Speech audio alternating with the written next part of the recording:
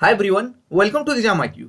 Exam IQ की इस video में देखते हैं जेएसएससी प्रैक्टिस सेट। ये प्रैक्टिस सेट संख्या 11 है। इस प्रैक्टिस सेट के अंतर्गत देखेंगे झारखंड जीके, विज्ञान, कंप्यूटर और सामान्य ज्ञान से आधारित प्रश्न जो जेएसएससी के सभी एग्जाम के लिए महत्वपूर्ण है। तो चलिए देखते हैं जेएसएससी प्रैक्टिस सेट संख्या 11। तो इस प्रैक्टिस सेट का पहला सवाल क्या है? पहला सवाल है झारखंड में प्रखंडों की कुल संख्या कितनी है? तो झारखंड में कुल कुल प्रखंड कितने हैं? तो झारखंड में प्रखंडों की कुल संख्या कितनी है? आपके ऑप्शन है 210, 212, 213, 264। तो झारखंड में प्रखंडों की कुल संख्या जो है 264 है। अगर आप झारखंड के किसी बुक या पुराने ओल्ड वर्जन का बुक फॉलो करते हैं तो आपको 260, 262, 263 मिलेगा। लेकिन आप झारखंड सरकार के ऑफिशियल वेबसाइट चेक करेंगे तो आपको 264 प्रखंड मिलेंगे और ये सही होगा 264। और 212 क्या है? जब झारखंड का अलग हुआ था तो उसमें प्रखंडों की संख्या कितनी थी? 212 थी। और वर्तमान समय में 264 प्रखंड है। और जब झारखंड अलग हुआ था उस समय जिलों की संख्या कितनी थी? 18 जिले झारखंड अलग होने के बाद। इसके बाद वर्तमान समय में कितने जिले हैं? वर्तमान समय में 24 जिले हैं। अब अगला देखते हैं और पूछा जाएगा झारखंड में अनुमंडलों की संख्या कितनी है? सब डिवीजन की संख्या टोटल कितनी है? 45 है। लेटेस्ट आंकड़ा ये है। अगला है राजमहल जीवाश्म अभ्यारण्य कहाँ पे है? साहिबगंज में, रांची में, हजारीबाग में, गुमला में। तो राजमहल जीवाश्म अभ्यारण्य किस जिले में है? तो इसका सही आंसर क्या होगा? तो इसका सही आंसर हो जाएगा साहिबगंज जिले में। पहला ऑप्शन सही होगा जाए राजमहल जीवाश्म अभ्यारण्य साहिबगंज। वैसे आपसे एक नॉर्मल सवाल पूछा जा सकता है जेएसएससी के लिए, साहिबगंज जिले का गठन कब हुआ है? तो साहिबगंज जिले का गठन कब हुआ है? इसका गठन जो है 17 मई 1983 को साहिबगंज एक नया जिला बना है। इसी प्रकार रांची का भी स्थापना वर्ष देख लेते हैं। तो रांची का स्थापना वर्ष कब है? 1899 में। और 1899 झारखंड के लिए एक ऐतिहासिक वर्ष भी है, क्योंकि 1899 में ही झारखंड का एकमात्र महाविद्यालय जो था उस समय संत कोलंबा महाविद्यालय हजारीबाग में स्थित है, इसकी भी स्थापना 1899 में हुआ है। अगर पूछा जाए गुमला जिले की स्थापना कब हुई है, तो गुमला की भी स्थापना 1983 में हुई। कब? 1983 में। और हजारीबाग, तो हजारीबाग काफी पहले 1833 में हुई है। और हजारीबाग जिले में कितने सब डिवीजन है? तो अनुमंडल जो है 2 अनुमंडल है, एक हजारीबाग सदर और बरी अनुमंडल। अगला सवाल देखते हैं मायोपिया के रोगी को इसके निवारण के लिए चाहिए होता है। तो मायोपिया के रोगी को इसका रोग दूर करने के लिए कौन से लेंस का प्रयोग किया जाता है? अवतल लेंस, उत्तल लेंस, अभियोत्तल लेंस, लेंस प्रत्यारोपण। तो इसका सही आंसर क्या होगा? तो इसका सही आंसर तीसरा का क्या हो जाएगा? अवतल लेंस। पहला ऑप्शन सही हो जाएगा। आपको बताना है अवतल लेंस की फोकस क्षमता जो होती है प्लस होती है या माइनस होती है, क्या होती है? आपको कमेंट करके इसका आंसर देना है। चौथा है सिनेगोग निम्नलिखित में से किसका पूजा स्थल है? पारसी धर्म वालों का, ताओ धर्म वालों का, यहूदी धर्म वालों का या सिंतो धर्म वालों का? तो सिनेगोग का संबंध कौन से धर्म से है? तो इसका सही आंसर क्या है? यहूदी। तो यहूदी धर्म वालों का है पूजा स्थल सिनेगोग। पांचवा सवाल की बढ़ते हैं रांची एवं सिंहभूम के पठार के मध्य कौन सी पहाड़ी स्थित है? तो रांची और सिंहभूम के पठार के मध्य कौन सी पहाड़ी है? पोरहाट की पहाड़ी, छोटा नागपुर की पहाड़ी, पारसनाथ की पहाड़ी, हजारीबाग की पहाड़ी। तो इसका सही आंसर क्या होगा? तो रांची और सिंहभूम पूछा है, दोनों में कंफ्यूज नहीं करना है, रांची और सिंहभूम। तो इसका सही आंसर हो जाएगा तो रांची और सिंहभूम के पठार के मध्य जो है पोरहाट की पहाड़ी स्थित है। पहला ऑप्शन सही हो जाएगा। अगर पूछा जाए पार्श्वनाथ की पहाड़ी, इससे काफी सवाल जेएसएससी में पूछा गया है। कौन कौन पूछा गया है एक बार रिवाइज कर लेते हैं। तो इसकी ऊंचाई कितनी है? तो इसकी ऊंचाई जो है 1365 मीटर हाइट है। कितनी है? 1365 मीटर। और फीट में भी एक बार पूछा था, तो इसका फीट जो है 4480 फीट है, जो लगभग 4479 आता पॉइंट पूछा था, लेकिन 480 जेएसएससी ने सही माना था। और पूछा जाएगा पार्श्वनाथ की पहाड़ी कहाँ पे है? झारखंड के किस जिले में है? गिरिडीह जिले में। और पार्श्वनाथ पहाड़ी कौन से धर्म से संबंधित है? अगर धर्म इससे का पूछा जाएगा तो जैन धर्म से संबंधित है। और पार्श्वनाथ पहाड़ी का अन्य नाम क्या है? शिखर जी या तो संवेद शिखर, इसी का नाम है। अगला है और पार्श्वनाथ पहाड़ी जो है झारखंड की सबसे ऊंची पहाड़ी भी है। अगला है अग्नि नृत्य किस प्रकार का नृत्य है? एक धार्मिक नृत्य है, लोक नृत्य है, पेशेवर नृत्य है, इनमें से कोई नहीं। तो अग्नि नृत्य जो है किस प्रकार का नृत्य है? तो इसका सही आंसर क्या होगा? एक धार्मिक नृत्य है। पहला ऑप्शन सही हो जाएगा। तो अग्नि नृत्य जो है एक धार्मिक नृत्य है, पहला ऑप्शन इसका सही है। सातवां देखते हैं, सापेक्ष आर्द्रता मापी जाती है इससे, किससे मापी जाती है? Hydrometer, hygrometer, lactometer, potentiometer. तो सापेक्ष आर्द्रता जो है किससे मापी जाती है? तो इसका सही आंसर हो जाएगा हाइग्रोमीटर से। तो सापेक्ष आर्द्रता मापने के लिए हाइग्रोमीटर नामक यंत्र का उपयोग किया जाता है। दूसरा ऑप्शन सही है। आठवां सवाल देखते हैं, इकोनॉमिक्स आधारित है। तो खुले बाजार के संचालन क्या संकेत करते हैं? अनुसूचित बैंकों द्वारा उद्योग तथा व्यापार के लिए उधार लेना, भारतीय रिजर्व बैंक द्वारा सरकारी प्रतिभूतियों की खरीद और बिक्री, जमा राशि का संग्रहण, अनुसूचित बैंकों द्वारा भारतीय रिजर्व बैंक से उधार लेना। तो कौन सा आंसर सेटिस्फाई है? तो आठवां का सही आंसर हो जाएगा, खुले बाजार के संचालन का संकेत क्या संकेत करते हैं? भारतीय रिजर्व बैंक द्वारा सरकारी प्रतिभूतियों की खरीद और बिक्री। आपसे पूछा जाएगा आरबीआई की स्थापना किस वर्ष हुई है? तो आरबीआई की स्थापना जो है 1935 में हुई है। आपको एक बताना है आरबीआई का राष्ट्रीयकरण किस वर्ष हुआ है, कमेंट करके इसका आंसर देना है। नौवां देखते हैं, संथालों में क्रय विवाह को किस नाम से जाना जाता है? सदर बापला, बोला बापला, सदाई बापला, जमाई बापला। तो संथालों में क्रय विवाह जो विवाह का एक प्रकार है वो किस नाम से जाना जाता है? तो नौवां का आपका सही आंसर क्या होगा? सदाई बापला, तीसरा आंसर हो जाएगा। और संथाल जनजाति से कुछ बेसिक सवाल जो जेएसएससी और जेपीएससी के लिए महत्वपूर्ण है। तो संथालों सबसे पूछा जाएगा, झारखंड की सबसे बड़ी जनजाति कौन है? बड़ी जनजाति है कहाँ की? झारखंड की सबसे बड़ी जनजाति नंबर 1 पे है। और भारत में इसका स्थान कौन सी है? तो भारत में इसका स्थान जो है तीसरा नंबर पे है। और संथालों के युवा गिरी क्या कहलाता है? महत्वपूर्ण सवाल बनता है, युवा गिरी जो है घोटुल कहलाता है। और संथालों में गोत्र कितने होते हैं? तो इनमें गोत्र जो होते हैं 12 गोत्र होते हैं। अगला देखते हैं, किस प्रकाश की तरंगदैर्घ्य सबसे कम होती है? तो कौन से प्रकाश की तरंगदैर्घ्य जो होती है सबसे कम होती है? लाल, पीला, नीला, बैंगनी। तो इसका सही आंसर क्या हो जाएगा? तो बैंगनी रंग के प्रकाश की तरंगदैर्घ्य सबसे कम होती है। पहला ऑप्शन, चौथा ऑप्शन इसका सही है, पहला नहीं चौथा सही है, बैंगनी। 11वां सवाल देखते हैं, झारखंड राज्य में उत्पादित जूट जैसे रेशे को क्या कहा जाते हैं? ये सवाल जेएसएससी आईआरबी में पूछा जा चुका है। तो इसके अलावा झारखंड के एक दो अन्य एग्जाम में पूछा गया है ये सवाल। तो झारखंड राज्य में उत्पादित जूट जैसे रेशे को क्या कहा जाता है? पटसन, सनय, मेस्टा, इनमें से कोई नहीं। तो इसका सही आंसर था मेस्टा। तो झारखंड में उत्पादित जूट जैसे रेशे को क्या कहा जाता है? मेस्टा कहा जाता है। तीसरा ऑप्शन इसका सही है। 12वां देखते हैं, विकर मूलतः होते हैं वसा, शर्करा, प्रोटीन, विटामिन। तो विकर मूलतः क्या होते हैं? तो 12वां का आपका सही आंसर हो जाएगा प्रोटीन होते हैं। तीसरा ऑप्शन इसका सही है। अगला है BASI सेंसेक्स कितने स्टॉक पर आधारित है? तो इसका आंसर क्या था? आंसर 30 है। अगला देखते हैं, कार्य का मात्रक क्या है? जूल, न्यूट्रॉन, वाट, डायन। तो कार्य का मात्रक क्या है? तो इसका सही आंसर है जूल। तो कार्य का मात्रक क्या है? जूल है। अगला है, निम्नलिखित में से किस शहर में जवाहरलाल पार्क स्थित है? तो जवाहरलाल पार्क झारखंड के किस शहर में स्थित है? रांची में, बोकारो में, जमशेदपुर में, धनबाद में। तो जवाहरलाल पार्क जो है झारखंड के किस जिले में है? बोकारो जिले में स्थित है। बोकारो जिले को किस नाम से जाना जाता है? स्टील सिटी के नाम से भी जाना जाता है। और बोकारो में कौन सा स्टेडियम है? कुमार मंगलम स्टेडियम कहाँ पे है? स्टेडियम का नाम क्या है? कुमार मंगलम स्टेडियम जो है बोकारो जिले में है। अगर पूछा जाएगा बोकारो जिले की स्थापना किस वर्ष हुई है, तो इसकी स्थापना कब हुई है? हाल फिलहाल में इसकी स्थापना जो हुई है 1991 में, 1991 में हुई है। और बोकारो जिले की स्थापना में किस किस जिले के प्रखंड को शामिल किया गया है? तो धनबाद के 2 प्रखंड को शामिल किया गया था।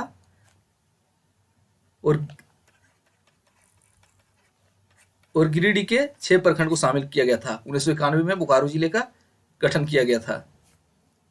16वां देखते हैं, मगरमच्छ प्रजनन केंद्र झारखंड के किस शहर में स्थित है? इसका आंसर आपको देना है। एक पांचवा ऑप्शन भी देते हैं।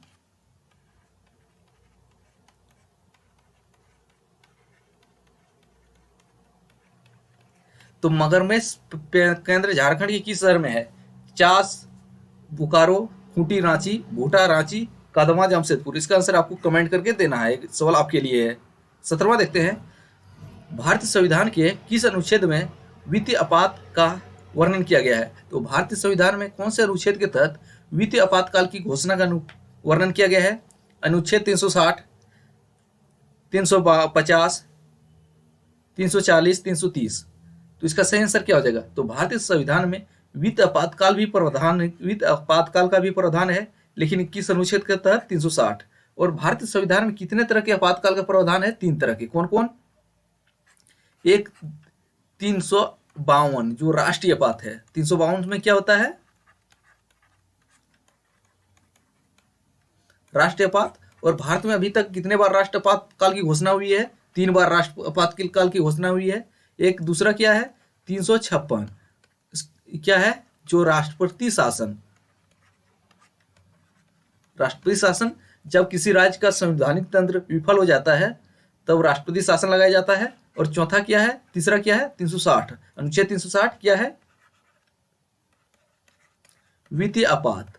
तो वित्तीय आपात पूछा गया है कई एग्जाम में। तो भारत में कितनी बार वित्तीय आपात लगा है? तो एक बार भी वित्तीय आपातकाल की घोषणा भारत में नहीं हुई है। और राष्ट्रीय आपातकाल की घोषणा 3 बार हुई है। अगला सवाल आप देखते हैं। प्रकाश वर्ष इसकी इकाई है। दूरी, समय, आयु, प्रकाश तीव्रता। तो प्रकाश वर्ष जो है किसकी इकाई है? तो 18वां का आपका सही आंसर क्या हो जाएगा? दूरी का इकाई है प्रकाश वर्ष, लाइट ईयर।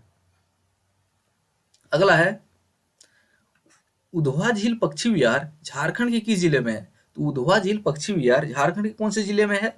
पलामू, रांची, साहिबगंज, दुमका। तो किस जिले में है? तो 19वां का आपका सही आंसर है साहिबगंज जिले में। यहाँ जिले की स्थापना एक बार रिपीट कर लेते हैं। तो साहिबगंज का स्थापना कब हुई है?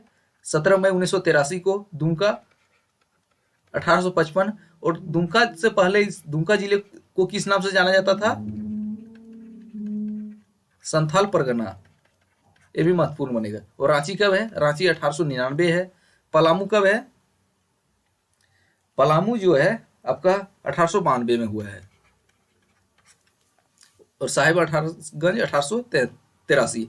आपसे पूछा जाएगा साहिबगंज जिले का एक प्रमुख जो है पहाड़ी जो है राजमहल की पहाड़ी। राजमहल की पहाड़ी कहाँ पे है? साहिबगंज जिले में ही। और झारखंड का एकमात्र क्षेत्र है जहाँ पे काली मिट्टी पाई जाती है। कहाँ पे? राजमहल क्षेत्र में ही काली मिट्टी पाई जाती है। 20वां सवाल देखते हैं। पिट्स इंडिया एक्ट के अंतर्गत निम्नलिखित में से किसे स्थापित किया गया था? नियंत्रण बोर्ड, राजस्व बोर्ड, स्थायी परिषद, निदेशकों की अदालत। तो पिट्स इंडिया एक्ट जो है के अंतर्गत किसको स्थापित किया गया था? 20वां का आपका सही आंसर है नियंत्रण बोर्ड। पहला आपको बताना है पिट्स इंडिया एक्ट की स्थापना किस वर्ष हुई है। अगला है 7वीं पंचवर्षीय योजना के में झारखंड में किस जलाशय परियोजना की शुरुआत की गई थी? तो 7वीं पंचवर्षीय योजना में झारखंड में कौन सा जलाशय बना है? कोयल कारो जलाशय, पुनासी है, औरंगा जलाशय, स्वर्ण रेखा जलाशय। इनमें से कोई नहीं। 21वां का सही आंसर है पुनासी एवं औरंगा जलाशय 7वीं पंचवर्षीय योजना के अंतर्गत बना है। आपसे पूछा जाएगा पहली पंचवर्षीय योजना से क्या बना है? तो सिंदरी उर्वरक कारखाना जो धनबाद जिले में है ये बना है पहली। और तीसरी उर्वरक पंचवर्षीय योजना में क्या बना है? तो तीसरी पंचवर्षीय योजना के अंतर्गत क्या बना है? जो बोकारो स्टील सिटी की स्थापना किसकी क्या बना है आपको बताना। तीसरी पंचवर्षीय योजना में झारखंड का एक औद्योगिक काम किया हुआ है, आपको कमेंट करके इसका बताना है। अगला है प्लांक नियतांक का मान जूल सेकेंड में क्या है? तो इसका प्लांक कांस्टेंट का मान क्या है? 6.63 इंटू 10^24, 6.63 इंटू 10^-3, 6.36 इंटू 10^-34, 6.63 इंटू 10^-34 क्या होगा? तो 22वां का आपका सही आंसर हो जाएगा 6.63 इंटू 10^-34। पहला ऑप्शन इसका सही है। अब 23वां सवाल देखते हैं। हल्दी पौधे की इस भाग से प्राप्त होती है। तो हल्दी पौधे के कौन से भाग से प्राप्त होती है? तना, जड़, फल फूल। तो 23वां का आपका सही आंसर हो जाएगा तना। तो हल्दी जो है पौधे के तना से प्राप्त होती है। अब देखते हैं 24वां सवाल। लोहरदगा जिले में सर्वाधिक सिंचाई निम्न में से किस व्यवस्था से की जाती है? नहर, नलकूप, तालाब, इनमें से कोई नहीं। तो इसका सही आंसर हो जाएगा लोहरदगा में जो है किससे की जाती है? नलकूप से। अगर पूछा जाए तालाब से सर्वाधिक सिंचाई किस जिले में की जाती है?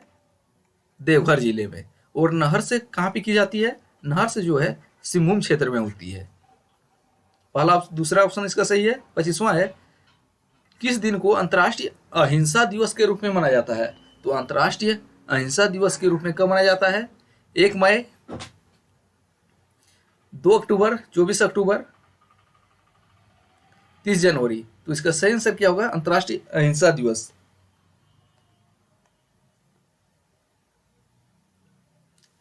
आपको बताना है अंतर्राष्ट्रीय अहिंसा दिवस किस तारीख को मनाया जाता है, 2 अक्टूबर या 30 जनवरी। और 30 जनवरी को एक डेट अन्य डेट मनाया जाता है, कुष्ठ निवारण दिवस। क्या कुष्ठ निवारण दिवस कब मनाया जाता है? 30 जनवरी को ही। लेकिन आपको बताना है अहिंसा दिवस जो महात्मा गांधी के जन्मदिन से संबंधित है, महात्मा गांधी से संबंधित है। प्रश्न आपको कमेंट करके इसका आंसर देना है। 2 सवाल आपके लिए दिए हैं। अगला है, झारखंड के किस जिले में दलहन का सर्वाधिक उत्पादन होता है? तो दलहन का सर्वाधिक उत्पादन किस जिले में होता है? इसका आंसर दीजिए, कुछ देर में आपको दे रहे हैं, तब तक कमेंट में हम देखेंगे। तो झारखंड के किस जिले में दलहन का सर्वाधिक उत्पादन होता है? तो दलहन का सर्वाधिक उत्पादन झारखंड के किस जिले में होता है? दुमका, हजारीबाग, पलामू, लोहरदगा। तो इसका आंसर क्या होगा? तो इसका सही आंसर आपका हो जाएगा दलहन का सर्वाधिक उत्पादन जो होता है झारखंड के पलामू में होता है। कहाँ पे? पलामू में। और दलहन ना देके एक अन्य पूछा जाएगा, तिलहन का भी उत्पादन कहाँ होता है? दलहन या तिलहन का उत्पादन पलामू में ही होता है। अब अगला सवाल की ओर बढ़ते हैं। क्यूरी ताप का संबंध किससे है? किससे है? ध्वनि, चुंबकत्व, रेडियो सक्रियता, लेंस। पिछले सवाल का जिन्होंने भी 2 अक्टूबर सही आंसर किया है उसका आंसर सही है। तो अंतर्राष्ट्रीय अहिंसा दिवस 2 अक्टूबर और कुष्ठ निवारण दिवस 30 जनवरी। 30 जनवरी कुष्ठ निवारण दिवस था। 2 अक्टूबर अंतर्राष्ट्रीय अहिंसा दिवस था। दूसरा ऑप्शन इसका सही था। जिन्होंने भी 2 अक्टूबर किया है उसका आंसर सही है। अगला देखते हैं, क्यूरी ताप का संबंध किससे है? तो इसका सही आंसर क्या हो जाएगा? चुंबकत्वता से। दूसरा ऑप्शन इसका सही है। 28वां देखते हैं, संथाल परगना काश्तकारी अधिनियम 1945 के तहत जब ग्राम प्रधान की मृत्यु हो जाए तो इस घटना का प्रतिवेदन कितने महीने के अंदर देना होता है? तो इसका सही आंसर क्या हो जाएगा? 4 माह, 3 माह, 5 माह, 6 माह। तो इसको संथाल परगना काश्तकारी अधिनियम यहाँ 1949 होगा। संथाल परगना काश्तकारी अधिनियम 1949 है। तो कितने महीने है के अंदर देना होता है प्रतिवेदन? तो 28वां का आपका सही आंसर क्या है? 2। दूसरा 3 महीने। 29वां देखते हैं, रिफ्ट घाटी में भारत की कौन सी नदी बहती है? तो रिफ्ट घाटी में भारत की कौन सी नदी बहती है? कावेरी, ताप्ती, सोन, केन। तो 29वां का आपका सही आंसर क्या होगा? ताप्ती नदी बहती है। दूसरा ऑप्शन सही हो जाएगा। अब 30वां देखते हैं, ईंट और खपड़े बनाने का अधिकार रैयत को किस धारा के तहत दिया गया है? धारा 15, धारा 16, धारा 13, धारा 14। तो इसका सही आंसर हो क्या है? धारा 15 के तहत। पहला ऑप्शन इसका सही है। अगला है, कितनी अवधि के अंतराल पर संथाल परगना काश्तकारी अधिनियम 1949 की धारा 33 के तहत बंजर भूमि की बंदोबस्ती रद्द की जा सकती है? 7 वर्ष, 5 वर्ष, 6 वर्ष, 9 वर्ष। तो 31वां का सही आंसर क्या हो जाएगा? 5 वर्ष। दूसरा ऑप्शन सही है। अगला है, भारत के संविधान में संघीय शब्द का प्रयोग कहाँ हुआ? भाग 3, अनुच्छेद 368, संविधान में कहीं नहीं, प्रस्तावना में। तो इसका सही आंसर क्या है? संविधान में कहीं नहीं संघीय शब्द का प्रयोग किया गया है भारत के संविधान में। तीसरा ऑप्शन सही है। 33वां है, भारत के संविधान में संघीय शब्द का रिपीट हो गया है। अगला है, लगान में कमी करने या भूमि की पैमाइश के लिए किस धारा के अंतर्गत झारखंड में आवेदन कर सकते हैं? धारा 12, धारा 25, धारा 32, धारा 34। तो किसके अंतर्गत? धारा 34 के अंतर्गत। चौथा ऑप्शन सही है। अगला है, किस धारा के अंतर्गत रैयत को पट्टे का हकदार माना जा सकता है? धारा 44, एसपीटी से ये सवाल है, धारा 30, धारा 45, इनमें से कोई नहीं। तो 35वां का आपका सही आंसर क्या हो जाएगा? धारा 44। अगला है, निम्नलिखित में से अफ्रीका का कौन सा एक देश ओपेक का सदस्य नहीं है? तो ओपेक जो है पेट्रोलियम निर्यातक देशों का एक संगठन है। तो कौन सा देश इसका सदस्य नहीं है? अंगोला, लीबिया, दक्षिण अफ्रीका, अल्जीरिया। तो 36वां का सही आंसर क्या होगा? दक्षिण अफ्रीका। तीसरा ऑप्शन सही है इसका। 37वां देखते हैं, संथाल परगना काश्तकारी अधिनियम 1949 की धारा 34 के तहत आयुक्त गांव की किसी भूमि को शमशान या कब्रिस्तान में तब्दील कर सकता है। कौन से प्रकार की भूमि? जोत भूमि, बंजर भूमि, उपरोक्त दोनों, इनमें से कोई नहीं। 37वां का आपका सही आंसर क्या है? बंजर भूमि को। दूसरा ऑप्शन सही है। 38वां देखते हैं, धाईबार क्या है? लगान है, पुरस्कार है, नृत्य है, इनमें से कोई नहीं। तो धाईबार जो है एक लगान का प्रकार है। पहला ऑप्शन इसका सही है। 39वां देखते हैं, संथाल परगना काश्तकारी अधिनियम 1949 के तहत ग्राम प्रधान की नियुक्ति किस धारा के तहत की जाती थी? धारा 6, धारा 5, धारा 22, धारा 21। तो 39वां का आपका सही आंसर क्या है? धारा 5। इस सेट में एसपीटीए से ज़्यादा सवाल पूछा गया है। तो अगला सेट में कुछ और मिलाएंगे। अगला है, पूर्ण स्पर्धा में कीमत ग्रहीता कौन होता है? उद्योग, सरकार, फर्म, खरीदार। तो 40वां का आपका सही आंसर क्या है? फर्म होता है। तीसरा ऑप्शन सही है। तो ये थे जेएसएससी प्रैक्टिस सेट संख्या 11। तो जेएसएससी के सभी एग्जाम के लिए महत्वपूर्ण है। अब अगले प्रैक्टिस सेट में मिलते हैं, तब तक पुराने वीडियो देखते रहिए।